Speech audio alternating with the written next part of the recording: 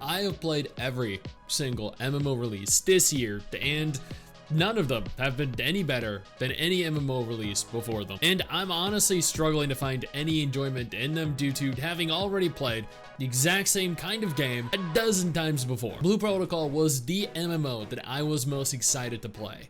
I got to play multiple different beta tests for it. I got to play the Japanese release of it. And since then, we have been waiting. We have been waiting years for this game to release. So many years, in fact, that by the time this game actually releases globally, if the game releases globally, it's not going to be any better than anything we don't already have. It was fun at the time, years ago, but there are already so many anime games that have come out that are just better in every aspect. Wuthering Waves is a perfect example of this. The world looks better, the characters look better, the combat is better. Everything about Wuthering Waves is better than Blue Protocol. The only thing Blue Protocol excels in is the multiplayer aspect.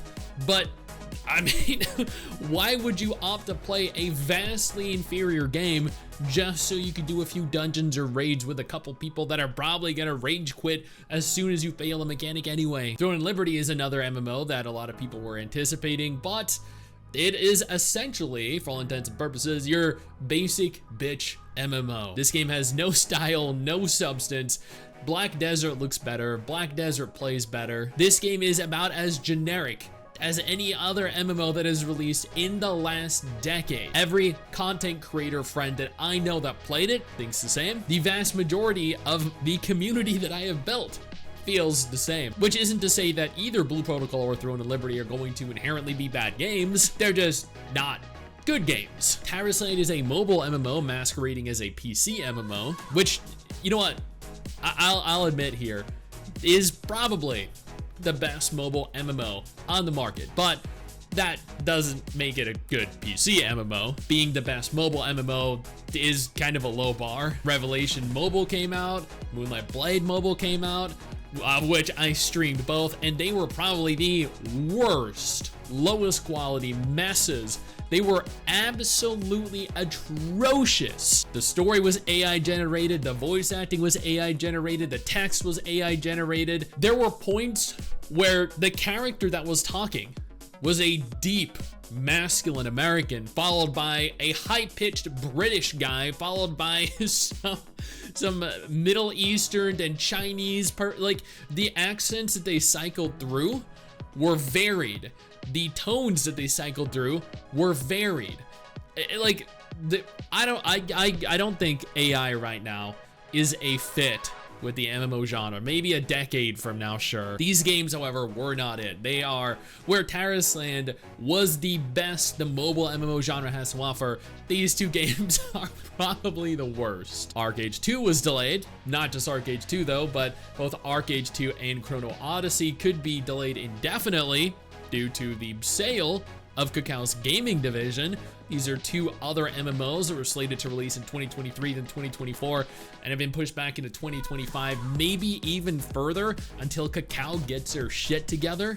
Not that Kakao is a beacon of light in the MMO genre anyway. Perfect New World has been silent, completely silent, dead, absolutely dead in the water. God knows when that game's coming out. Project BBQ, that game turned into a single player game. The devs behind the Riot MMO confirmed that they're gonna go silent for the next several years while they make an entire alteration or an alteration to the entirety of their game. Ashes of Creation is finally entering into Alpha 2 this October after spending several years in Alpha 1, and while an immense amount of progress has definitely been made since, we have no idea how long Alpha 2 is gonna last before closed beta 1, closed beta 2, open beta pre-release. We have the Dune MMO coming at some point, but it's gonna be more or less like, from what I've heard, Conan Exiles. We have PAX Day coming, but from what I played and what I saw,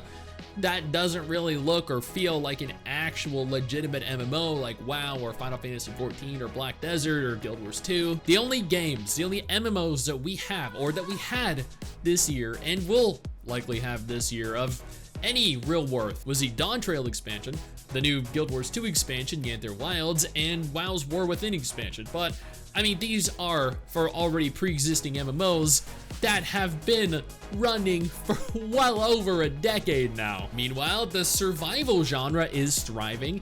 The Gacha genre is thriving. The survival genre has had massive hits like V-Rising, like Valheim, like Palworld. We've had games like The First Descendant, which isn't a survival game, granted. We had a game like Once Human, which also isn't really an MMO. It's kind of an open world multiplayer semi-survival action game, which admittedly a lot of people did like, and I think is a pretty good game. Then we've had gacha games like Genshin Impact that did incredibly well, Honkai Star Rail, Nikke, Wuthering Waves, Punishing Grey Raven, Azure Lane, Arc Knights. There are so many incredible gacha games, so many incredible survival games out there right now that have launched over the course of just the last few years, that the survival genre and the gacha genre have completely absorbed and eclipsed the MMO genre. The MMO genre used to be populated by millions, tens of millions of players. Now, the gacha and survival genres are populated by tens, if not hundreds of millions of players, while the MMO genre has stagnated almost to a point beyond repair, to a point where now the only MMOs we have to really look forward to each month are very poorly designed, very ugly indie games. Like that. I mean, does that look like something you want to play? Do these games look like games you want to play? And then the actual MMOs that we have to look forward to are the Asian MMOs that are highly predatory, that are very, very pay to win, that are incredibly grindy, that don't even target us as Western gamers. Us as Western gamers have a very, or are a very different target demographic than, as an example, Korean players or Chinese players who like to have a much larger focus on grinding, which as a direct result means that the developers are completely out of touch with us as the Western audience, and therefore, since we aren't their real target demographic, they ultimately don't end up liking their game, which means that the game flops. And then we have another MMO that just announces they're shutting down in less than a year, like Swords of Legends Online, like Elion. Those are just two off the top of my head. Now, I have another channel, just called Sticks, where I cover predominantly gacha games, because honestly, as much as I would love to focus and continue my focus on MMOs like I have for the last several years, I'm just like, I am at a point where I'm just struggling to find any real enjoyment in MMOs whatsoever.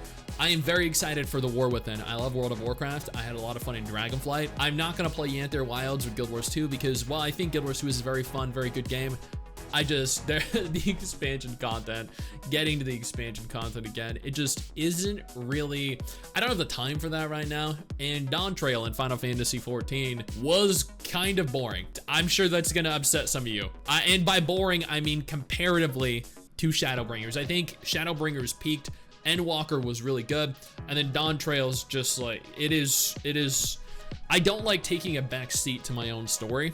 That's as much as I'll say about that. Thus, I think WoW's expansion is the only MMO that I'll actually have fun in this year. That's it. Blue Protocol isn't coming this year. It won't. Throne and Liberty, Tarisland, maybe Core Punk for a little bit. I don't know. It's entering into the early access. I'm sure some of you can relate. The MMO genre right now has just grown incredibly stagnant, and it just isn't really that fun. It isn't really that enjoyable. Sure, we have some games to look forward to next year, the year after, 2027, 2028, maybe 2030. We have the new Brighter Shores MMO that's coming that might be okay, might be kind of fun, maybe. It's not going to be a big action-packed blockbuster MMO. It's going to have kind of a niche demographic. I don't know. like I wanna still have as much fun as I used to have, you know, in the 2010s, 2012, 2014, 16.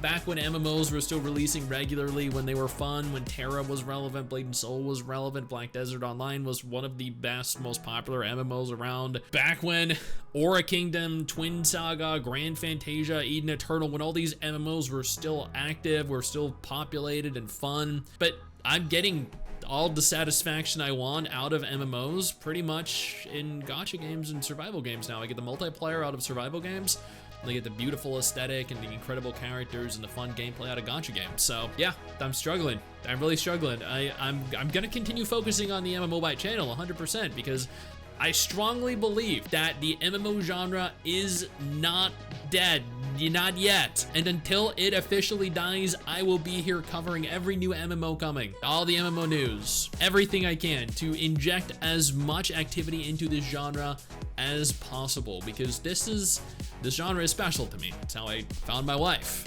It was an escape from reality, from a really bad childhood. So I don't want to go in anywhere, but at the same time, I'm very strongly struggling to find any motivation to really play and enjoy the games that are releasing.